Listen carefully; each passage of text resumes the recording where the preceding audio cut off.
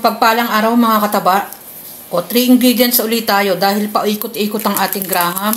Ang mga bata nag-i-enjoy din naman sa mga simpleng dessert na ginagawa ni Mama Taba. O yung mini-mention ko, 3 ingredients lang. Isang pack ng Graham crackers at crema asada. O, yung malaki to. Tapos ang pinaka pang ibabaw niya, yan, di ba? Marshmallow. Meron ng automatic na pantusok yung ating marshmallow. Tapos, yun namang ating crema asada, chilled ko to overnight.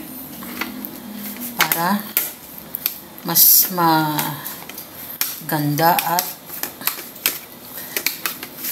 hindi na ako gagamit ng ating mixer.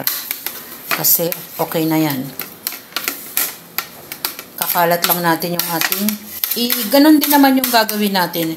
I-layer lang natin yung ating crackers at lalagyan natin ng crema asada bawat layer. Sabi ko nga madali lang naman to. Yan. Yan. Ulit-ulit lang na ganun mga kataba. At saka natin lagyan ng ating crema asada bawat layer. Yan. Tapos yung may bungi, yung may singit-singit na ganyan, lalagyan na lang natin maya-maya. Tapos layer ulit. Ganun lang, ulit-ulit lang hanggang sa matapos yung isang pack.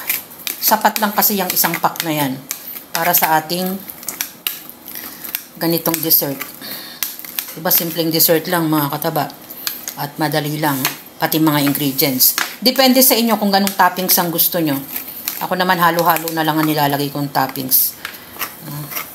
So yan, balikan natin habang inaayos ko. Yan, after ko may layer lahat ng ating Graham, tusok naman yung ating mallows. Diba? Ganyan lang. Para magandang tignan. Yung sa pang-ibabaw, kayo nang bahala kung anong gusto nyong ipang-ibabaw. Ako naman ay nagustuhan ko lang ito dahil nakita ko sa grocery. Kaya naisipan ko na iyan ang ipang-ibabaw ko. Para kaaya-ayang tignan. So, ganun lang yung ating gagawin. Meron pa ako ilalagay mga kataba. Sinampol ko lang yung ating malo sa pang-ibabaw. Simpleng dessert ulit, gamit natin ay 3 ingredients tulad ng Graham, crema asada, yung 2-in-1 na yon mga kataba. At kayo na yung bahala sa pang-toppings. Marshmallow naman na may stick ang inilagay ko dyan. Ganun lang kasimple na naman ang ating masarap na dessert. Yan yung mga bagay na masarap na at madali lang gawin. Hindi naman tayo masyadong nagagastusan. Yan yung ating Graham na may mallows. Enjoy, kumain at maging masaya. Salamat sa panunood at bye! Ingat mga kataba!